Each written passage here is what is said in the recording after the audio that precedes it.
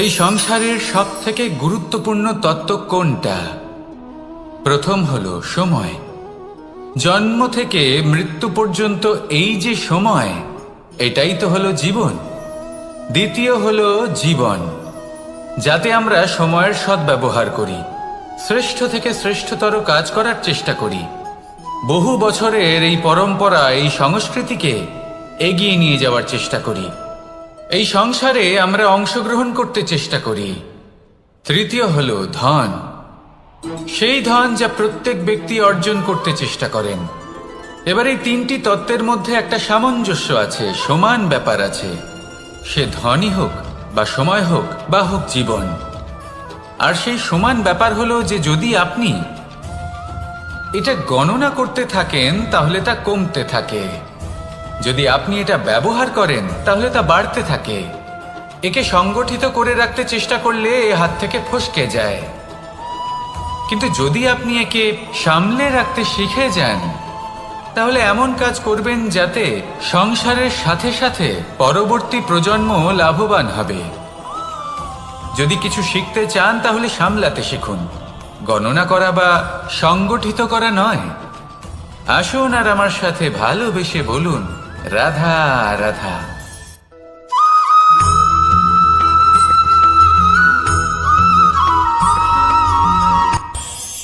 এই সংসারে আমরা প্রকাশ কোথা থেকে পাই?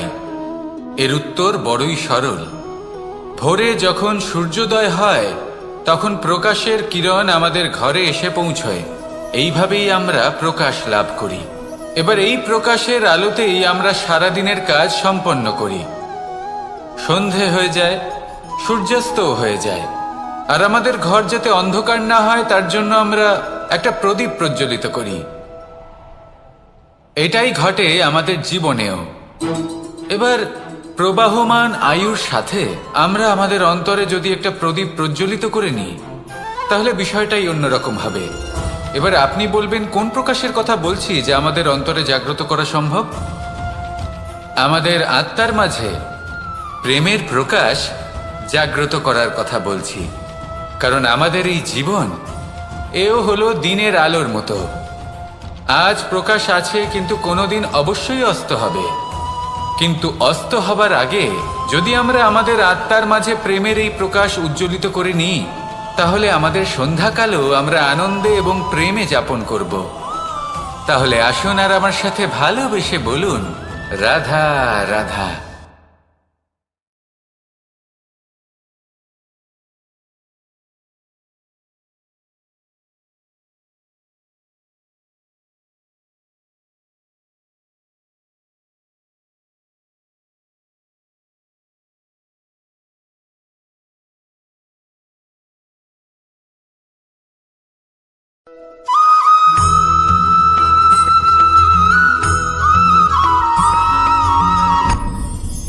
আপনি কি কখনো কোনো জলের ধারা দেখেছেন? তার সামনে যতই মাটি থাকুক না কেন, যতই কাদা থাকুক না কেন, যখন এই জলের ধারা বইতে আরম্ভ করে দেয় তাহলে নিজের মনের, নিজের ভাবনার, নিজের জীবনের যত অনাবশ্যক তত্ত্ব আছে, অনুপযোগী অংশ রয়েছে, অর্থাৎ অপরিষ্কার অংশ রয়েছে, তা নিজে থেকেই নির্মল হয়ে উঠবে। আর যেরকম জলের ধারা কখনো থেমে থাকে না, সব সময় বয়ে চলে, সেইভাবে আপনিও কখনোই থামবেন না। সবসময় বয়ে চলুন, এগোতে থাকুন। পথে যদি অনেক বিপদ আসে, সমস্যা আসে, থামবেন না, তার উপর নিরন্তর প্রহার করুন, নিরন্তর প্রয়াস করুন আর অগ্রসর হন। আপনি ভেবে দেখুন, এই জলের ধারা কখনো থেমে থাকে না, সবসময় বয়ে চলে, বিপদের সম্মুখীন হয়ে তাকে সাথে বয়ে নিয়ে চলে। সেই জন্য জলের ধারা, প্রবাহমান এই ধারা, এর থেকে কখনো দুর্গন্ধ আসে না, এতে কখনো ময়লা জমতে পারে না, বরং পালিত হয় সুন্দর প্রাণবন্ত জীবজন্তু, যেমন সুন্দর ছোট মাছ। তাই আপনিও এটাই করুন, কখনো থামবেন না, শুধু চলতে থাকুন, জলের ধারার মতো বইতে থাকুন।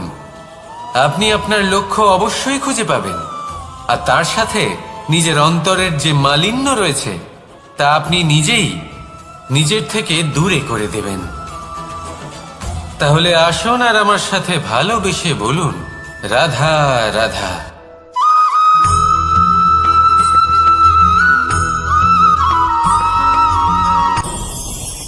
ভয়ের সাথে আমরা সবাই পরিচিত, কষ্টও আমরা সবাই পেয়েছি। কখনো কখনো আমরা অসুস্থ হয়ে পড়ি, আর এমন সময় হলে মাতার মমতা, কখনো বাবার স্নেহ, কখনো বন্ধুদের পাশে থাকার অনুভূতি আমাদের রোগ নিরাময়ে সাহায্য করে। কখনো যদি আমরা নিরাশ হয়ে পড়ি, তখন যদি আমাদের কোনো আপনজন আমাদের দুটো ভালো কথা বলে, তখন আমাদের মনোবল বেড়ে যায়। ঠিক তেমন সংসারের এই রঙ্গমঞ্চে যদি আপনি পীড়িত অনুভব করেন, কিছু শুভ কথা আলোচনা করুন, কিছু স্তুতি গান করুন, কিছু মুহূর্তের জন্য হলেও নিজের ইষ্টদেবের কথা স্মরণ করুন আর প্রার্থনা করুন। সাহস বাড়বে, শক্তিও বৃদ্ধি পাবে এবং সামনে এগিয়ে চলার পথও দেখতে পাবেন। তখন এই মন প্রসন্ন হয়ে বলবে, রাধা রাধা।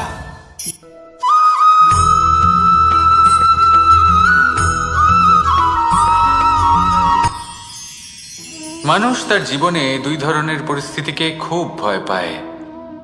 এক, কোনো কারণবশত কারোর সামনে নত হওয়া।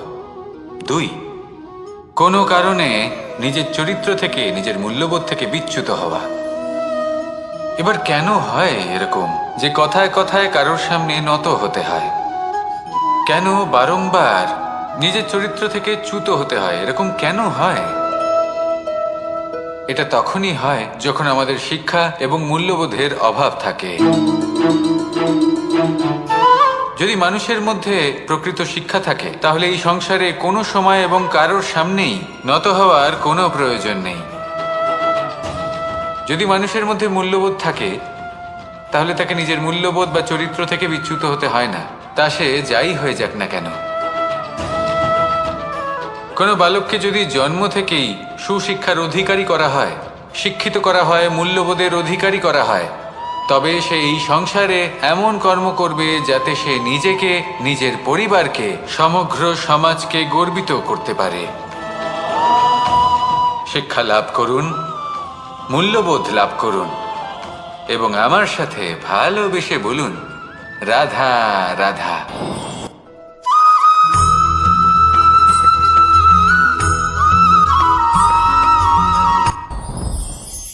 সাথী। সাথী এই শব্দটির ব্যাখ্যা কে কিভাবে করে? মিত্র, সখা, বন্ধু। কিন্তু অর্থ একটাই, তিনি যিনি আপনার সঙ্গী হন আর তিনি যার সাথী আপনি হন।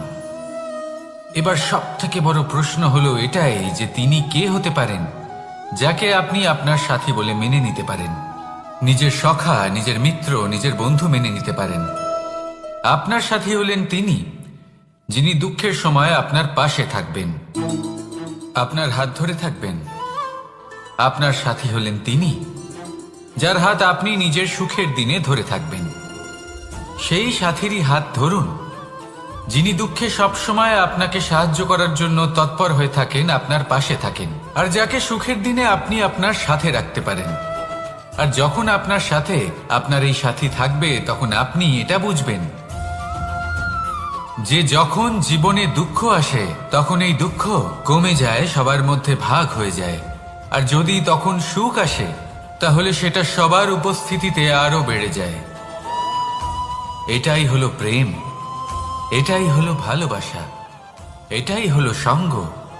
যেমন সম্পর্ক আমার আর রাধার মাঝে।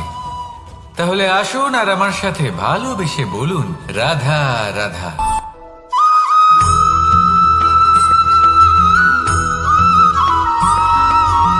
কখনো কখনো আমরা ভাবি যে কোনো ব্যক্তি যিনি ধর্মের পথে চলেছেন, যদি তার দ্বারা কোনো ভুল হয়ে থাকে, তাহলে নিয়তি তাকে সেই মুহূর্তেই কঠোর শাস্তি দেন। কিন্তু সেই সব মানুষ যারা সংসারের সব থেকে বড় অধর্মী, বহু নিকৃষ্ট মানের কাজ করেন, তাদের নিয়তি অনেক সুযোগ দেন।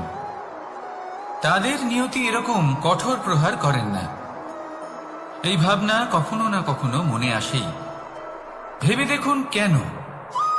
আসলে জীবনকে বেশিরভাগ মানুষ একভাবেই দেখে থাকেন, বিভিন্ন স্তরে একে দেখা উচিত।